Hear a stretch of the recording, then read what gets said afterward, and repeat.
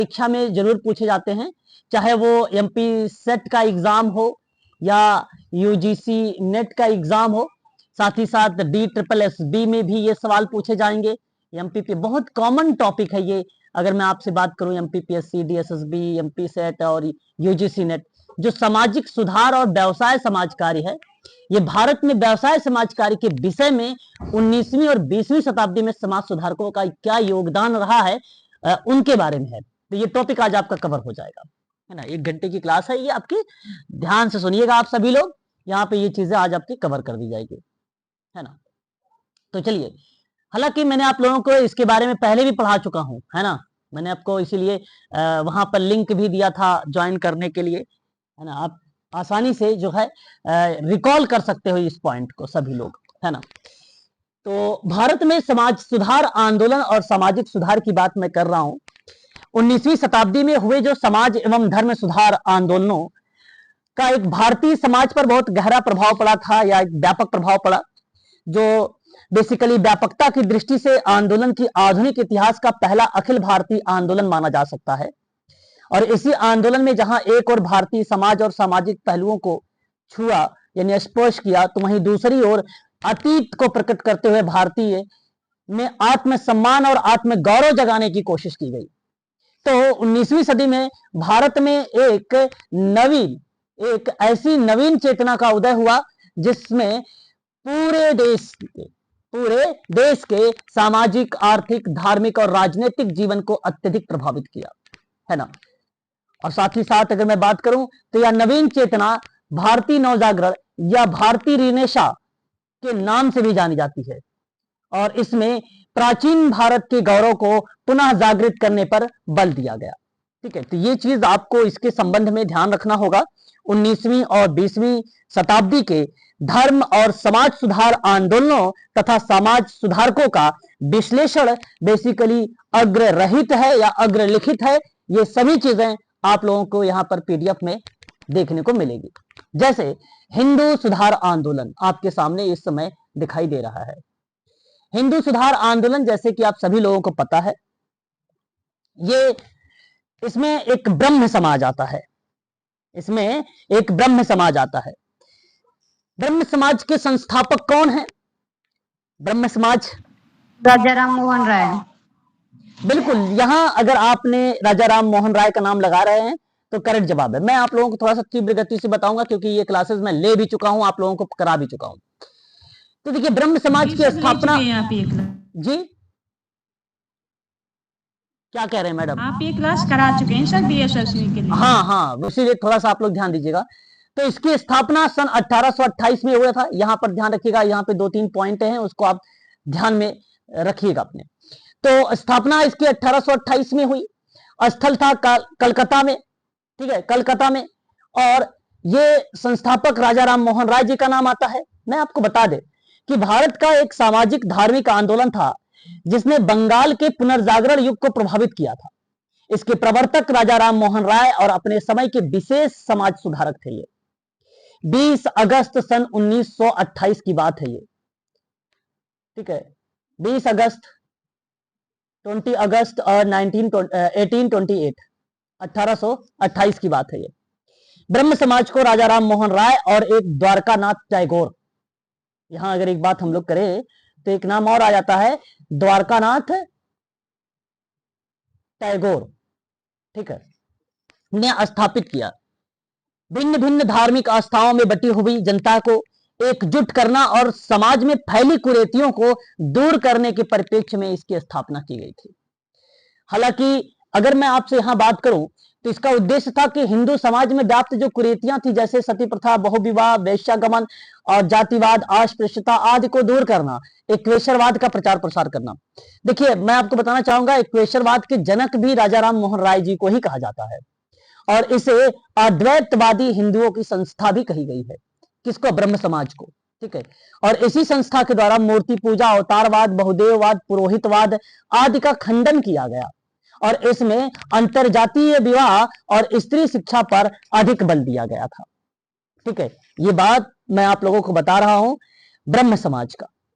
इक्वेशरवाद पर बल देना, हिंदू धर्म की कुरीतियों को दूर करना, बौद्धिक और तार्किक जीवन पर बल देना, सामाजिक कुरीतियों को समाप्त करना, यह बेसिकली इसका मोटो रखा गया था ब्रह्म समाज में।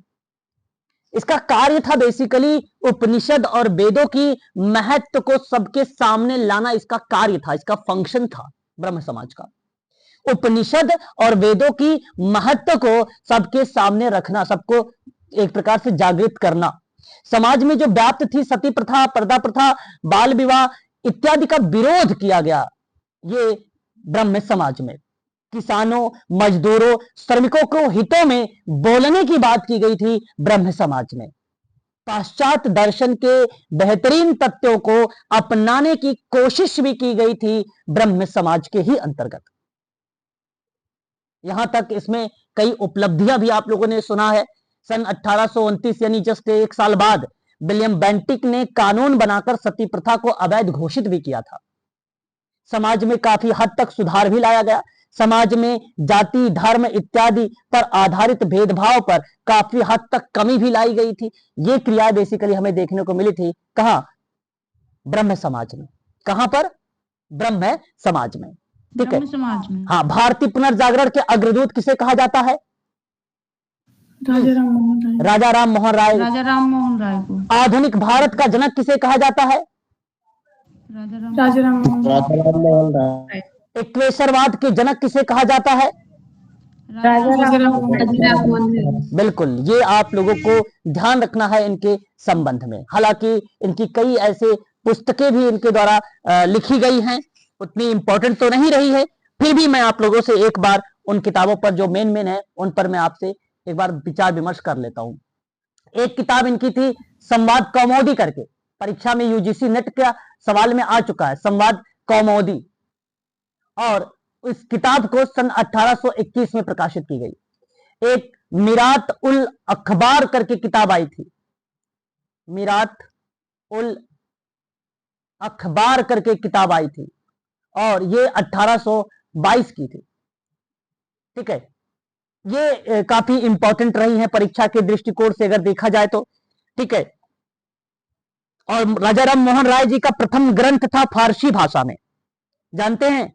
एक केशरवादियों को उपहार कहा गया उसे, उस ग्रंथ को एक केशरवादियों का उपहार कहा गया था, 1803 में लिखा गया था।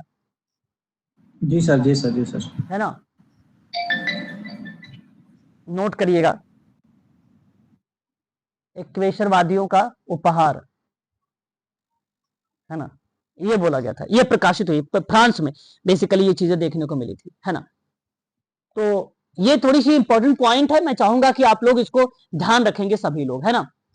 आपको मैंने अभी बताया अद्वैतवाद का समर्थन करना, चीजें दर्शाया। ये 1821 ईस्वी में ना एक ईसाई मिशनरी विलियम एडम को अद्वैतवाद का समर्थक बेसिकली बना लिया गया था, है ना। अद्वैतवाद का समर्थक में बेसिकली भूमिका ब्रह्म समाज की ही एक संस्था कही जाती है। और 1821 में अगर मैं बात करता हूं तो ईसाई एक बैप्टिस्ट मिशनरी विलियम एडम को अद्वैतवाद का समर्थक बना लिया गया था।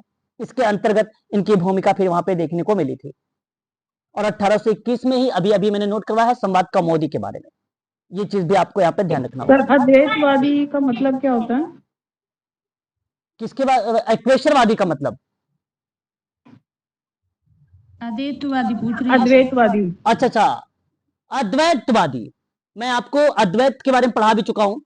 अद्वैतवादी हिंदुओं की एक संस्था है ना।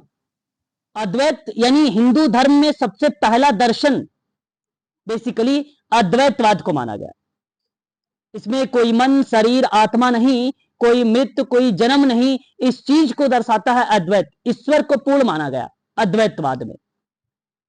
अद्वैतवाद का मीनिंग सीधा सा है, जो ईश्वर को ना एक मानता है और ना ही अनेक, यानी अद्वैतवाद वह दर्शन है जो ईश्वर को ना एक मानता है और ना ही अनेक।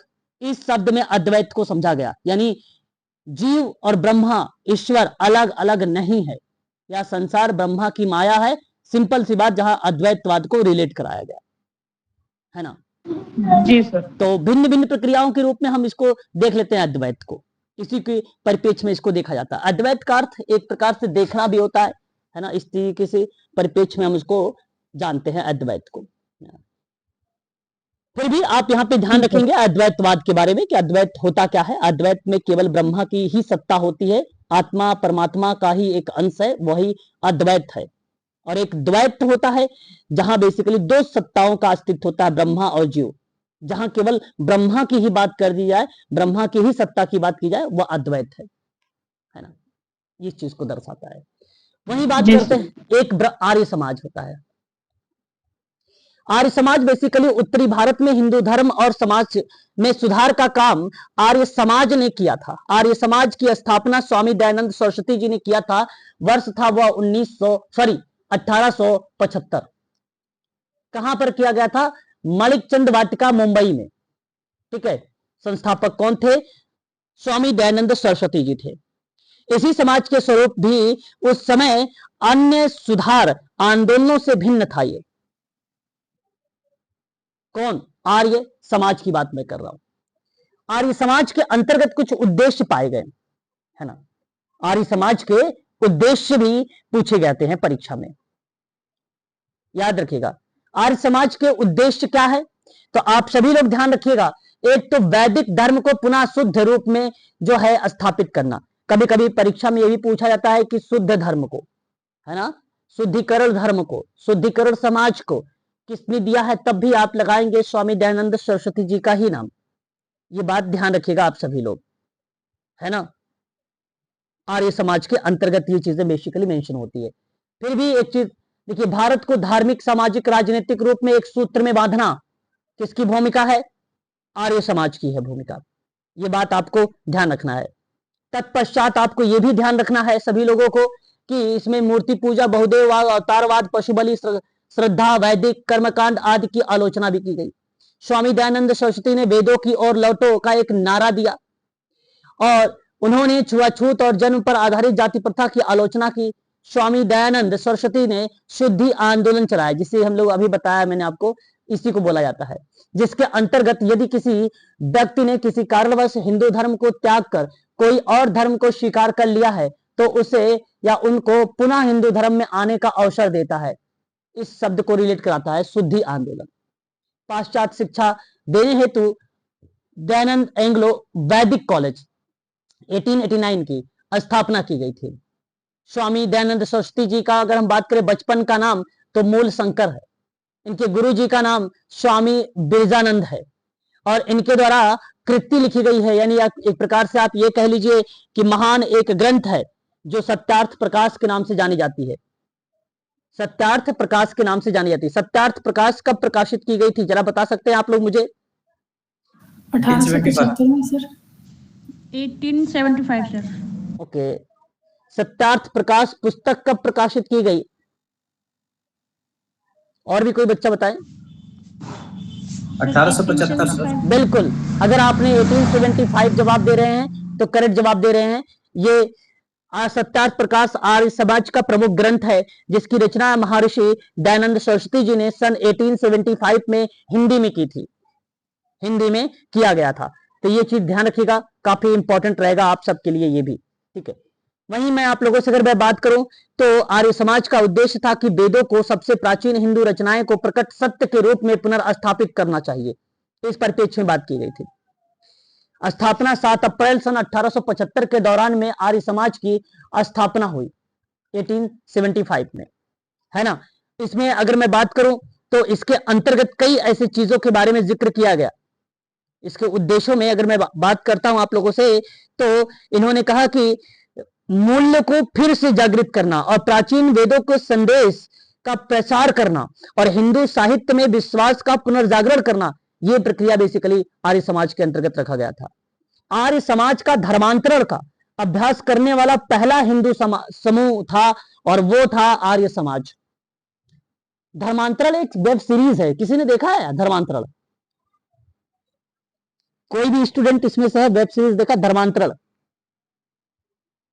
सर नहीं देखा? चलो आज सर्च करना, ठीक है, देख लेना, बड़ी अच्छी वेब सीरीज है धर्मांतरण। आर्य समाज धर्मांतरण का अभ्यास करने वाला पहला हिंदू समूह है जो बेसिकली आर्य समाज को रिलेट कराता है। ठीक है, इस चीज को आप सभी लोग ध्यान में रखिएगा।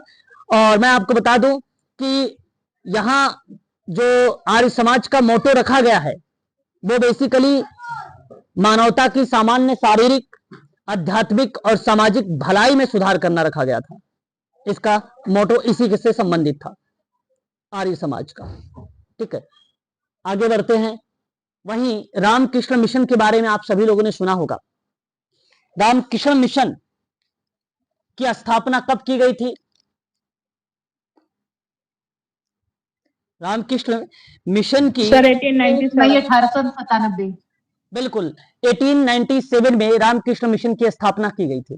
रामकृष्ण की स्थापना का जो स्थल है या स्थान है वो कलकत्ता के बेलूर में है। रामकृष्ण मिशन की स्थापना अगर हम बात करते हैं तो इस प्रक्रिया में कलकत्ता के बेलूर में है। संस्थापक हैं स्वामी विवेकानंद महोदय। 1 मई सन 1897 की बात है जिस समय इसकी स्थापना हुई। तो मानवतावादी और सामाजिक कार्य पर बल दिया गया था। काफी इंपॉर्टेंट है, समाज कार्य से रिलेटेड है, तो इसलिए परीक्षा में हमेशा पूछ ही लिया जाता है। बैक टू बैक एक बार आता है, एक बार नहीं आता है। तो मैं उम्मीद करता हूं कि शायद इस बार आए, दिसंबर में नहीं आया था ये, है ना। अगर मैं आपसे बात करता हूं तो रामकृष्ण परमहंस के परम शिष्य थे स्वामी विवेकानंद महोदय। ठीक है, कोलकाता के निकट एक बेलूड है, बेलूड में इसकी मुख्यालय का बेसिकली दर्शाया गया है। इस मिशन की स्थापना के केंद्र में वेदांत दर्शन का प्रचार प्रसार किया गया है।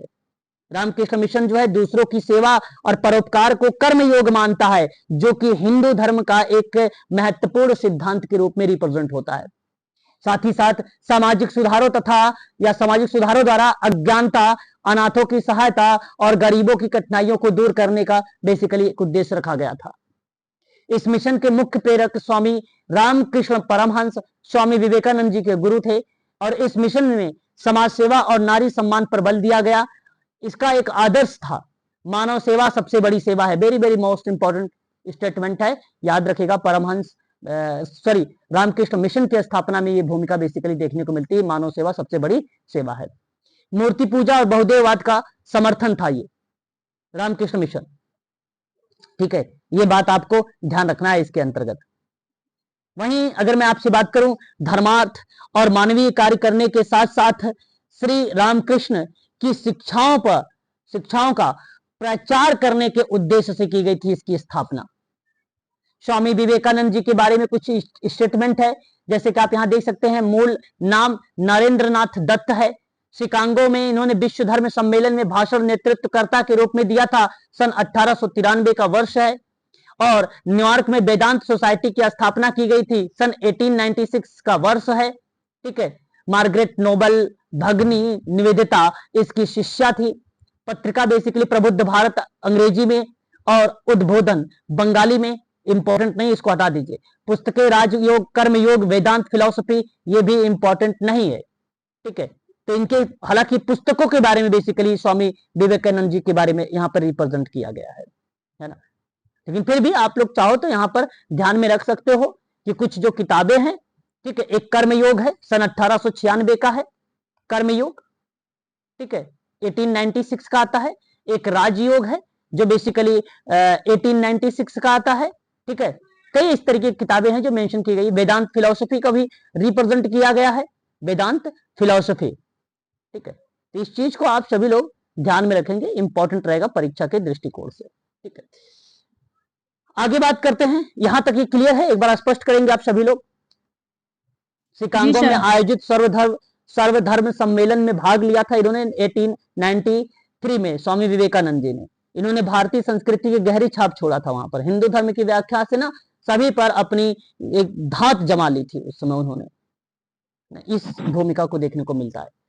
उसके बाद देखिए थियोसॉफिकल सोसाइटी के बारे में। ठीक है, बीच में अगर कोई डाउट वगैरह है तो आप पूछ सकते हो। कोई डाउट किसी के मन में कुछ बन रहा है, बताइए।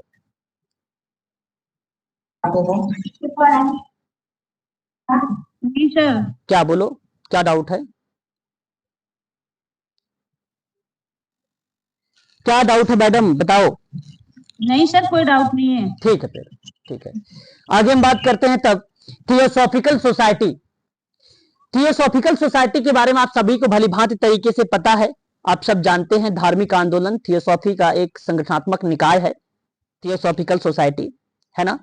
और मैं आपको बताना चाहूंगा कि सन 1875 में इसकी स्थापना हुई थी अमेरिका के न्यूयॉर्क शहर में, और भारत में इसका मुख्यालय मद्रास अडियार में बनाया गया सन 1882 में। ठीक है, ये बात ध्यान रखिएगा आप सभी लोग।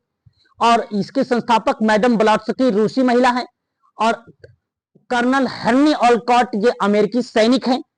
इनकी भूमिका देखने को मिली है, एक तो ब्लॉट्सकी महोदय, एक हेनरी स्टील ऑलकॉट का नाम हमें देखने को मिलता है इसके अंतर्गत। ठीक है, बाद में जी, बाद में थियोसॉफिकल सोसाइटी में अगर मैं बात करता हूं तो एनी बेसेंट का भी नाम हमें देखने को मिलता है, एनी बेसेंट का भी नाम देखने को मिलता है। मैं आपको एक चीज बता दूं, इस थियोसॉफिकल सोसाइटी में 3 उद्देश्य हैं। अगर 3 उद्देश्य को अगर आप ध्यान रखेंगे तो परीक्षा में इससे सवाल गलत नहीं कर पाओगे। प्लीज एक बार म्यूट हो जाइए, कोई स्टूडेंट अनम्यूट हैं प्लीज म्यूट हो जाइए। एक बार देखिए 3 उद्देश्य क्या है। एक उद्देश्य इसके अंतर्गत शामिल किया गया नस्ल, पंथ, लिंग, जाति या रंग के भेदभाव के बिना मानवता के सार्वभौमिक भाईचारा का केंद्र बनाना। ये बेसिकली मोटो रखा गया, एक उद्देश्य रखा गया। सार्वभौमिक भाईचारा का केंद्र बनाने का पहला एक उद्देश्य था।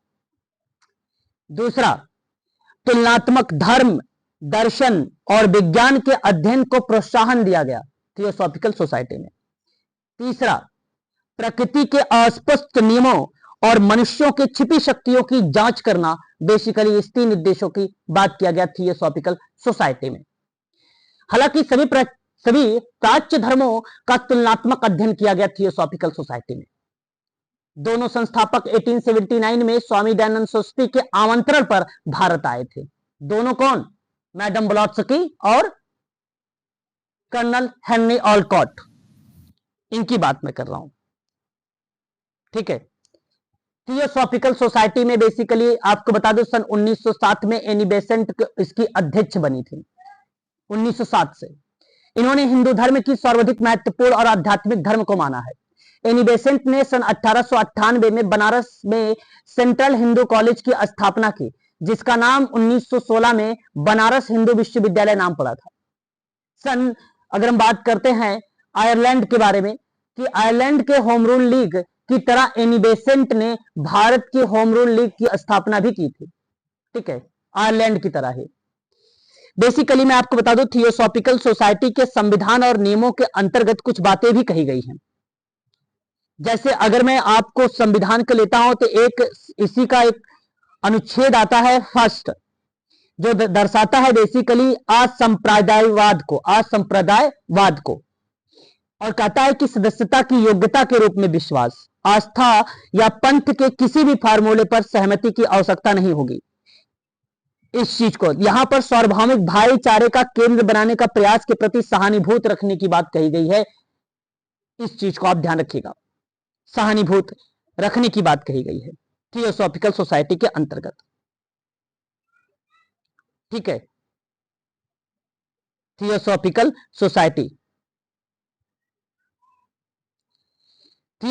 सोसाइटी में अगर मैं बात करता हूं आप लोगों से, तो एनी बेसेंट के बारे में जरूर ध्यान रखिएगा। किसके बारे में?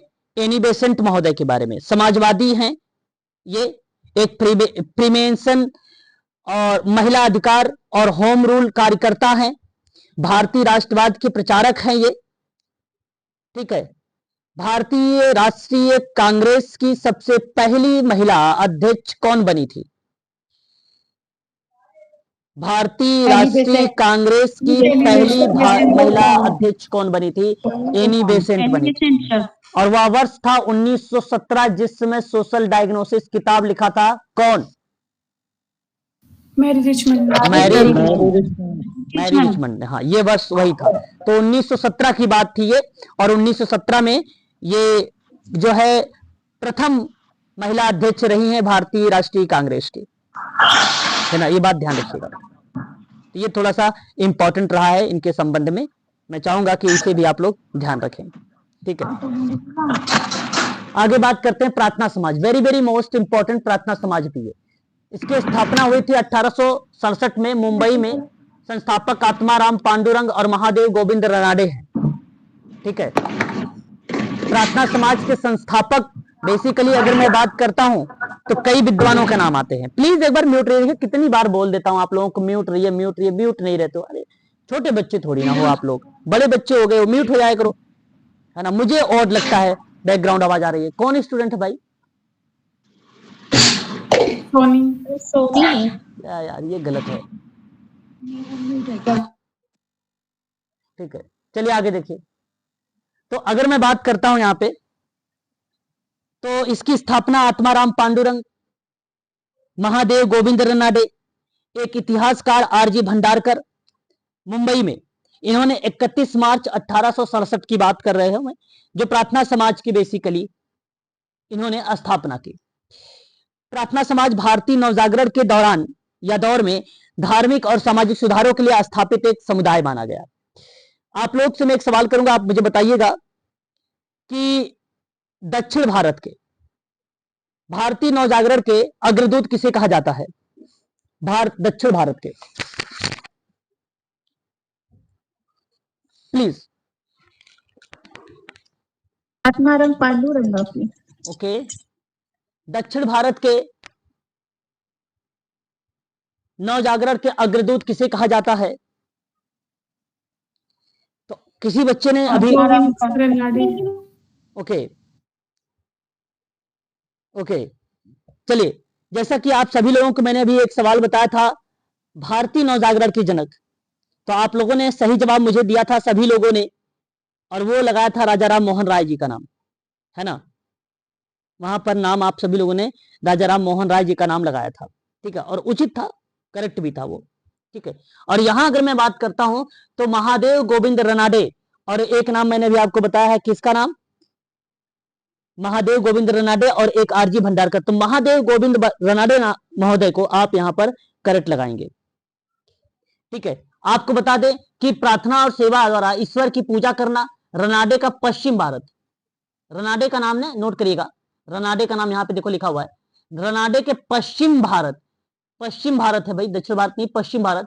रनाडे को पश्चिम भारत में सांस्कृतिक पुनर्जागरण का अग्रदूत कहा जाता है, ये आपका करेक्ट रहेगा भाई, इसको सही करिएगा, है ना। रनाडे को पश्चिम भारत के सांस्कृतिक पुनर्जागरण का अग्रदूत माना जाता है, और इनको महाराष्ट्र का सुकरात कहा जाता है, महाराष्ट्र का सुकरात इन्हीं को कहा जाता है। महाराष्ट्र का सुकरात किसे कहा जाता है? महादेव रनाडे। गोविंद रानाडे महादेव रनाडे। हाँ, ठीक है, महादेव गोविंद रनाडे को कहा जाता है, ठीक है, याद रखिएगा। महाराष्ट्र के पुनर्जागरण में बहुत महत्वपूर्ण भूमिका निभाई है प्रार्थना समाज ने, और प्रार्थना समाज के द्वारा सुबोध पत्रिका नामक मुख्य पत्र प्रकाशित भी किया गया था, ठीक है, ये भी बात ध्यान रखिएगा आप सभी लोग। और इसके द्वारा स्थापित दलित जाति मंडल, very very most important point है ये, दलित वाला पूछा जाता है, दलित जाति मंडल और दक्कन शिक्षा सभा का महत्वपूर्ण कार्य किया गया था। रनाडे ने एक आस्तिक की धर्म में आस्था नामक एक पुस्तक की भी रचना की है। महादेव गोविंद रनाडे महोदय का नाम अगर जब परीक्षा में आता है तब भी आप यहां पर जवाब दे सकते हैं सभी लोग कि एक आस्तिक की धर्म में आस्था की पुस्तक भी इन्हीं के द्वारा की गई है, ठीक है। महादेव गोविंद रनाडे,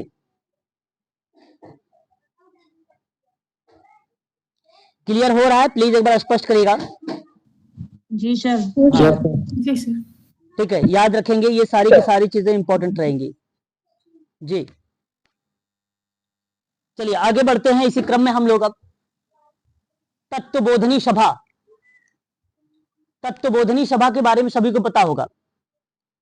तत्वबोधनी सभा की स्थापना हुई थी 1839 में, और इसका स्थान है कलकत्ता, अब ये कोलकाता के नाम से जाना जाता है।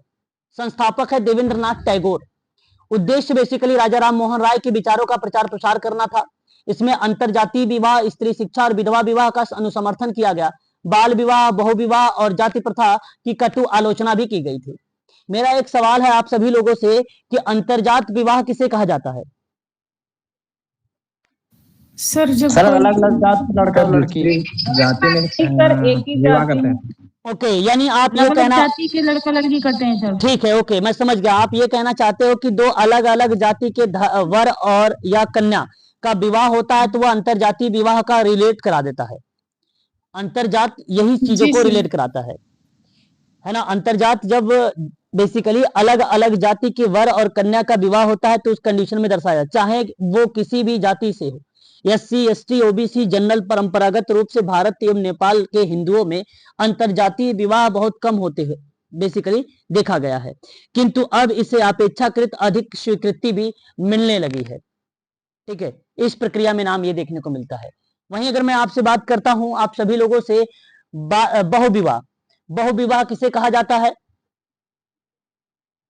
एक से सर अधिक एक से ज्यादा पति एक से अधिक विवाह। ओके, आप जब बहुविवाह का नाम लेते हैं तो आप सीधा सीधा जवाब देते हैं सभी लोग कि जब कोई पुरुष एक ही समय में कई महिलाओं से विवाह करता है तो उसे बहुविवाह कहा जाता है। ऐसा भी कह सकते हो कि जब कोई महिला एक ही समय में कई पुरुषों से विवाह करती है तो भी इसे बहुविवाह का पार्ट मान लिया जाता है ना। तो इस बात को आप सभी लोग ध्यान रखिएगा। इसी को दो भागों में डिवाइड किया गया है, बहुपत्नी विवाह और बहुपति विवाह के रूप में भी, है ना, बहुविवाह को। ठीक है, तो उस कंडीशन में इसको जो है हम लोगों को मिल जाता है। ठीक है, ये बात आपको ध्यान रखना होगा। अब बात हमारे सामने ये आती है कि तत्वबोधिनी सभा की उद्देश्य क्या था। अगर जब हम तत्वबोधिनी सभा के उद्देश्यों की बात करते हैं तो धार्मिक विषयों पर चिंतन और उपनिषदों के सार का प्रसार करने की बात की गई थी। ठीक है, और देवेंद्रनाथ टैगोर की भूमिका बेसिकली यहां पर देखने को मिला है तत्वबोधिनी सभा में। 6 अक्टूबर सन 1839 की बात है, 1839 की बात है। देवेंद्रनाथ टैगोर के द्वारा यह स्थापित किया गया तत्वरंजनी सभा की भी बोला जाता है या तत्वबोधिनी भी बोला जाता है, जिसका नाम बेसिकली पहले तत्वरंजनी सभा रखा गया था। इसका नाम परिवर्तित हुआ, तत्वबोधिनी सभा रख दिया गया और इसमें उपनिषदों पर और वेदांतों पर आधारित हिंदू धर्म के तर्कसंगत और मानवतावादी रूप को बढ़ावा दिया गया। यह हिंदू और भारतीय समाज सुधार ब्रह्म समाज का एक समूह था। सन 1828 में राजा राम मोहन राय ने ब्रह्म समाज की स्थापना की थी। देवेंद्रनाथ टैगोर ने ब्रह्म धर्म के रूप में एक मूल पाठ का अनुपालन किया था। तो वो जब अलग हुए तो उन्होंने एक अलग से अपनी एक सभा बनाई और वही सभा का नाम है तत्वबोधिनी सभा। इस बात को ध्यान रखिएगा। तो मैं आप लोगों से कहूंगा कि ये आप लोगों के लिए केवल अगर इंपॉर्टेंट है तो केवल वर्षों के साथ इंपॉर्टेंट है, बस वर्ष आप ध्यान रखिएगा कि ये कब आया था। उसके बाद एक आता है देवबंद आंदोलन, है ना। देवबंद आंदोलन का उद्देश्य क्या रहा? तो मेरा कहने का भाव यह है कि अगर सबसे पहले तो आप ये देखिए कि देवबंद आंदोलन जो है 1867 का है। यह स्थान देवबंद सहारनपुर उत्तर प्रदेश में इसकी स्थापना हुई। संस्थापक है मोहम्मद कासिम नैने तवी और रशीद अहमद गंगोही। इसका मोटो जो रखा गया था कुरान और हदीस की शुद्ध शिक्षा का प्रचार करना और अंग्रेजों के विरुद्ध आंदोलन करना। यह देवबंद आंदोलन था, देवबंद आंदोलन था। यह पाश्चात्य शिक्षा और संस्कृति का विरोधी था, है ना, विरोधी था। देवबंद आंदोलन का उद्देश्यों के परिप्रेक्ष्य में अगर मैं आप लोगों से यहां पर जिक्र भी करता हूं तो एक चीज ध्यान रखिएगा सभी लोग, इसके अंतर्गत मुस्लिम उलेमाओं के बीच रूढ़िवादी खंडन के देवबंद आंदोलन का आयोजन किया गया। यह प्रकृति के पुनरुत्थानवादी और मुस्लिम समुदाय के लिए धार्मिक नेताओं को प्रशिक्षित करना, और इसी स्कूल ने अंग्रेजी शिक्षा और जो पश्चिमी संस्कृति है उसको बंद कर दिया गया और इनमें छात्रों को सरकारी नौकरियों के बजाय इस्लामी धर्म के प्रचार के लिए तैयार किया गया था। ठीक है, और इसी के अंतर्गत सिवली नुमानी ने 1884 और 85 में नद वतल उलेमा एवं दारुल उलेमा की स्थापना भी की और इनमें अलीगढ़ आंदोलन के संस्थापक सर सैयद अहमद खान का विरोध भी किया गया था। परीक्षा में यह सवाल आ चुका है कि सर सैयद अहमद खान का जो आंदोलन था, अलीगढ़ आंदोलन था, ठीक है, उसका विरोध कौन सा आंदोलन किया है? तो वो देवबंद आंदोलन किया है। ठीक है, ये बात आप लोगों को ध्यान रखना है इसके संबंध में। ठीक है, क्लियर रहेगा। उत्तर प्रदेश में सहारनपुर जिले में देवबंद नाम जगह से ये शुरू हुआ था। मोहम्मद कासिम नैनोतवी का नाम, राशिद अहमद गंगोही का नाम आता है। ब्रिटिश शासन को खत्म करने के लिए उन्हें शिक्षित करके मुसलमान समुदाय को बहाल करना था। इसकी शुरुआत मुस्लिम समुदाय के बीच में रूढ़िवादी जो वर्ग है उसके संबंध में यह आंदोलन बेसिकली शुरुआत की गई थी। ठीक है, ये बात ध्यान रखिएगा। 1867 का वर्ष इसको रिलेट कराता है। ठीक है, शिक्षा इस्लामी धर्म में दी गई थी। शिक्षा जो है इस्लामी धर्म में दी गई थी, ये बात आप यहां पर ध्यान रखिएगा। ठीक है, अगला उसके बाद आता है सत्य शोधक समाज, है ना, बहुत फेमस रहा है, इसको आईएमपी करिएगा। सत्य शोधक समाज के आपको अगर बता दें, इसकी स्थापना 1873 की ईस्वी में हुआ था। महाराष्ट्र में संस्थापक हैं ज्योतिबा फूले महोदय, है ना, ज्योतिबा फूले महोदय। 24 या 24 सितंबर 1873 में सत्य शोधक समाज की स्थापना की गई थी। ठीक है, कहां से? पुणे यानी महाराष्ट्र में ज्योतिबा फूले के द्वारा स्थापित एक सामाजिक सुधार समाज था ये। इस बात को ध्यान रखिएगा आप सभी लोग। एक छोटे से समूह के रूप में शुरू हुआ था। इसका उद्देश्य शूद्र और अस्पृश्य जाति के लोगों को विमुक्त करना था। सत्य शोधक समाज में यानी इंपॉर्टेंट पॉइंट आता है यहां पे दलित एवं निम्न जाति के लोगों के कल्याण को लेकर, इस पर यह ज्यादा बल दिया गया था। इसीलिए कहा जाता है शूद्र और अस्पृश्य जाति के लोगों को विमुक्त करना। और इसके विचार गुलामगिरी एक सार्वजनिक सत्य धर्म में निहित है। और एक पुस्तक है गुलामगिरी, सन 1872 में ज्योतिबा फूले के द्वारा यह प्रकाशित हुई। सार्वजनिक सत्य धर्म एवं सत्य शोधक जैसी पुस्तकों एवं संगठनों द्वारा निम्न जातियों की सुरक्षा दिलाने पर बल दिया गया था। ठीक है, यह भूमिका बेसिकली देखने को मिलता है कहां पे? ज्योतिराव गोविंद राव फूले का नाम बेसिकली हमें देखने को यहां पर मिलता है। ठीक है, यह बात आप सभी लोग ध्यान रखिएगा। सत्य शोधक समाज जो है एक संस्था है। महिलाओं और पिछड़े और अछूतों के उत्थान के लिए उन्होंने अनेक कार्य किए हैं। सभी वर्गों को शिक्षा प्रदान करने के लिए प्रबल समर्थक थे ये। भारतीय समाज में ना जो जाति पर आधारित विभाजन था, भेदभाव था, उसके विरुद्ध था यह आंदोलन। ठीक है, ये बात आप सभी लोगों को ध्यान रखना है। क्लियर रहेगा? एक बार बताइएगा। जी सर। हाँ जी सर। जी सर। सर आज तो 11 अप्रैल को ज्योतिबा राव फूले का जन्मदिन था सर। अच्छा, ज्योतिबा राव फूले का आज का 11 अप्रैल जन्मदिन है सर। 1827 को इनका जन्म हुआ था और आज ही 11 अप्रैल है, आज ही इनका जन्मदिन है। बिल्कुल बात सत्य है। ठीक है, और इनकी मृत्यु हुई थी 28 नवंबर 1890 को। 63 वर्ष की आयु में हुआ था ब्रिटिश भारत में। ठीक है, उस समय ब्रिटिश भारत कहा जाता था उसको, भारत को ही, भारत में ही। ठीक है, ये चीज आप ध्यान रखिएगा। हालांकि परीक्षा में नहीं आता है, ठीक है, लेकिन फिर भी आप ध्यान रखिए, आपने यहाँ पे पूछ लिया। तो निर्धन और निर्बल वर्ग के न्याय दिलाने के लिए ज्योतिबा ने सत्य शोधक समाज की स्थापना 1873 में किया था, है कि नहीं? इनकी समाज सेवा देखकर 1888 में मुंबई में एक विशाल सभा में उन्हें महात्मा की उपाधि दी गई थी। 1888 में मुंबई की एक विशाल सभा थी। ज्योतिबा ने ब्राह्मण पुरोहित के बिना ही विवाह संस्कार जो है प्रारंभ किया था। ठीक है, अच्छा, आपको अगर मैं कहूं ज्योतिबा राव को महात्मा की उपाधि किसने दिया? ज्योतिबा राव को महात्मा की उपाधि किसने दी थी, पता है? विट्ठल राव कृष्ण जी ने। ठीक है, विट्ठल राव कृष्ण जी वंडेकर द्वारा महात्मा की उपाधि से सम्मानित किया गया था सन 1888 में, 1888 में। किसको? ज्योतिबा राव फूले को। ठीक है, ये बात ध्यान रखिएगा आप सभी लोग।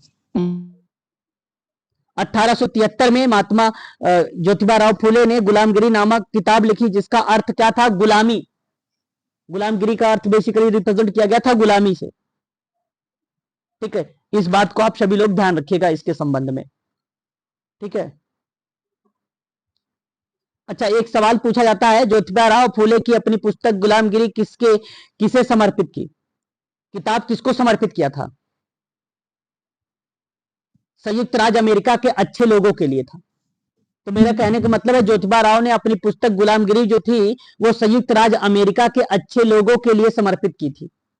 ठीक है, अमेरिका के अच्छे लोगों को, ये बात ध्यान रखिएगा आप सभी लोग। समर्पित को लेकर जब पूछता है तो उसमें ऑप्शन देता है ब्रिटेन के अच्छे लोगों के लिए, संयुक्त राज्य अमेरिका के अच्छे लोगों के, भारत के लोगों के लिए कि फ्रांस के लोगों के लिए। तो गुलामगिरी किसके लिए था समर्पित? अमेरिका। हाँ, संयुक्त राज्य अमेरिका के अच्छे लोगों के लिए थी। बहुत बढ़िया जवाब। ठीक है, ये बात ध्यान रखिएगा। एक अलीगढ़ आंदोलन आया सन 1875 में, स्थान अलीगढ़ में था, संस्थापक थे सर सैयद अहमद खान। आप सबको पता होगा इनके बारे में, फेमस है ये आंदोलन ये भी। ठीक है, अलीगढ़ आंदोलन। अलीगढ़ आंदोलन के बारे में अगर मैं बात करता हूं तो मुसलमानों के दृष्टिकोण से आधुनिक बनाना, मुसलमानों के दृष्टिकोण को क्या बनाना था, यहां पे आधुनिक बनाना था। ये बात ध्यान रखिएगा सभी लोग। सर सैयद अहमद खान ने अलीगढ़ आंदोलन से जुड़े हुए थे। इन्होंने 1875 में अलीगढ़ आंदोलन का आयोजन किया। आपको बता दें इसका जो उद्देश्य बेसिकली रखा गया, अलीगढ़ मुस्लिम एंग्लो ओरिएंटल कॉलेज की स्थापना भी की थी, है ना। ठीक है, और एक चीज ध्यान रखिएगा यहां पर कि कालांतर में अलीगढ़ मुस्लिम विश्वविद्यालय के नाम से जाना जाता है ये, है ना। ये बात ध्यान रखिएगा सभी लोग। क्लियर रहेगा? एक बार स्पष्ट करो। सर कालांतर में मतलब? जी सर। अरे अभी जो चीजें चल रही है, जी जो चल रही है सर प्रेजेंट में। प्रेजेंट में, ठीक है, ये बात आपको ध्यान रखना है। उसके बाद देखिए, कहा गया 1864 में सर सैयद अहमद खान ने साइंटिफिक सोसाइटी की स्थापना की थी। ठीक है, अच्छा, अगर आपसे मान लो ये प्रश्न पूछ ले कि अलीगढ़ मुस्लिम एंग्लो ओरिएंटल कॉलेज की स्थापना कब की गई, तब क्या जवाब देना उचित समझेंगे आप लोग?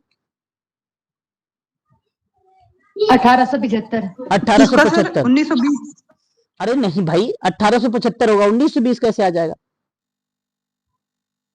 नहीं सर, विश्वविद्यालय बन।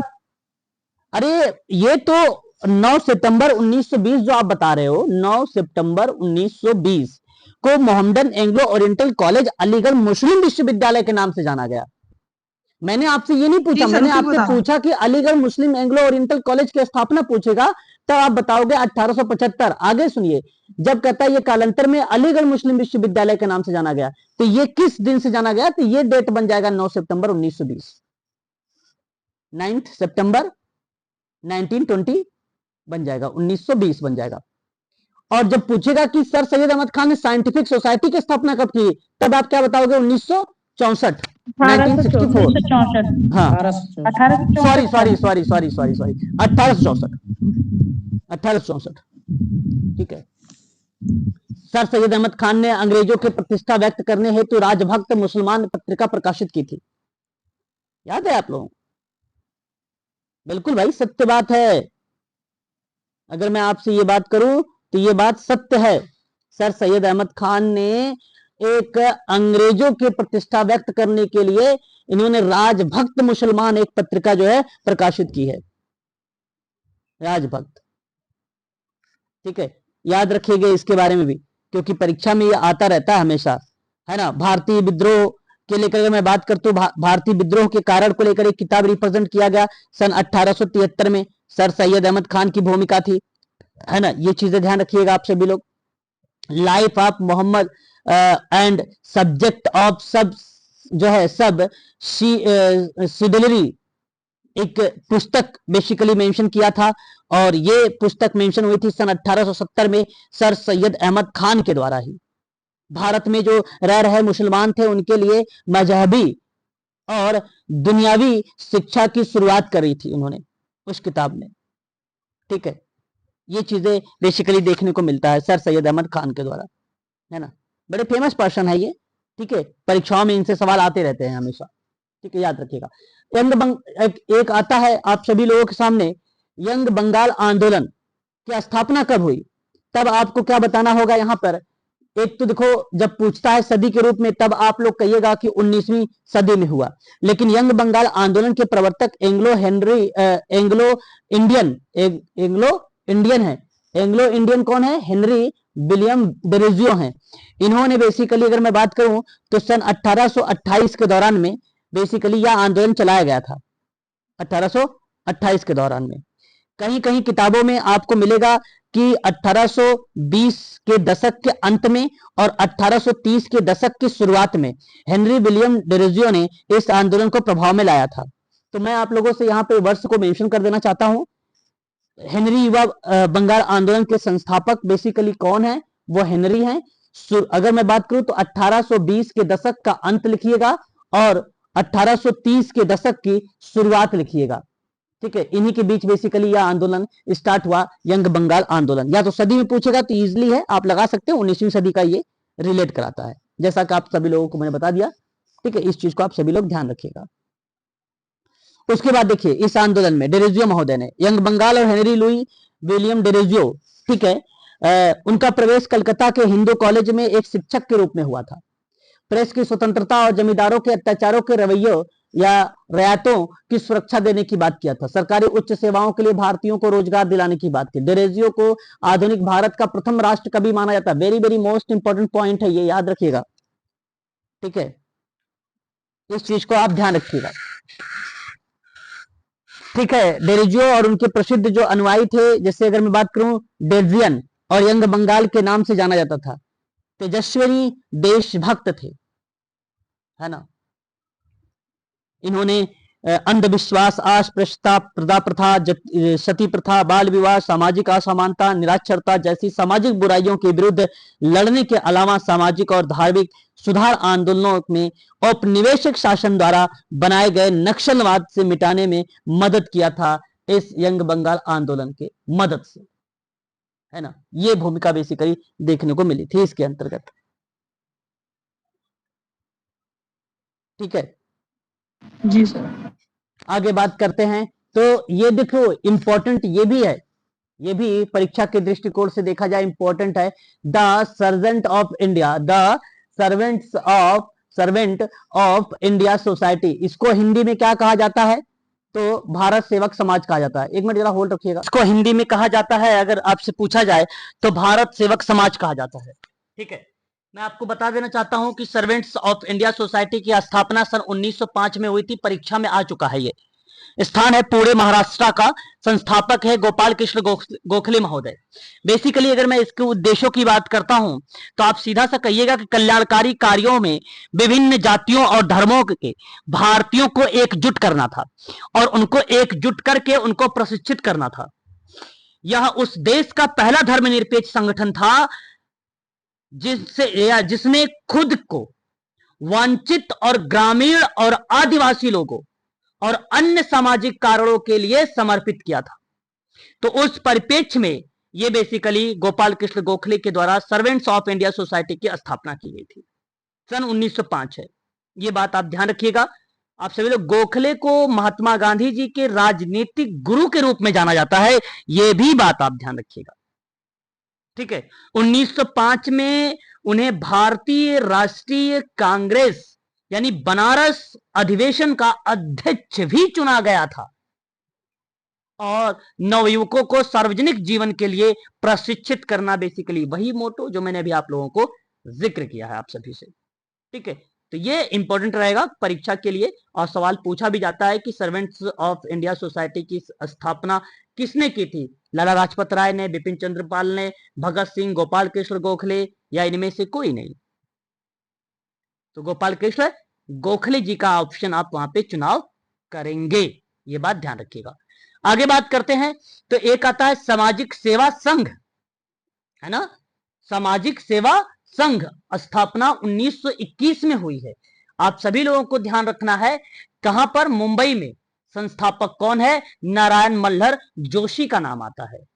ठीक है, सामाजिक सेवा संघ में।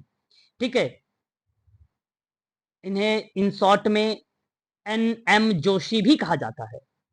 बॉम्बे में सामाजिक सेवा संघ की स्थापना नारायण मल्हर जोशी ने की थी और इसकी स्थापना के साथ साथ अगर मैं बात करूं उद्देश्यों पर, तो इन्होंने कहा है कि सामाजिक तथ्यों को एकत्र करना और उनका अध्ययन करना और समाज सेवा के सवालों पर जनमत बनाने की दृष्टि से सामाजिक समस्याओं पर चर्चा करना बेसिकली इसका मोटो रखा गया, जहां लोगों के लिए मेहनत करने और आजीविका हेतु अधिक अच्छी स्थिति प्राप्त कराने की बात कही गई थी।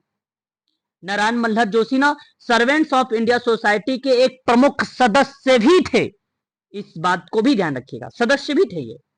नारायण मल्हर जोशी ने लाला लाजपत राय के साथ 1920 में परीक्षा में आ चुका है, यूजीसी नेट में 1920 में अखिल भारतीय ट्रेड यूनियन कांग्रेस की शुरुआत भी की थी। आप अगर हरियंट की किताब देखेंगे शुरुआत में तो आपको मिलेगा वहां पे अखिल भारतीय ट्रेड यूनियन कांग्रेस 1920 वाली भूमिका। और 1931 में इन्होंने all India trade union federation की शुरुआत की थी।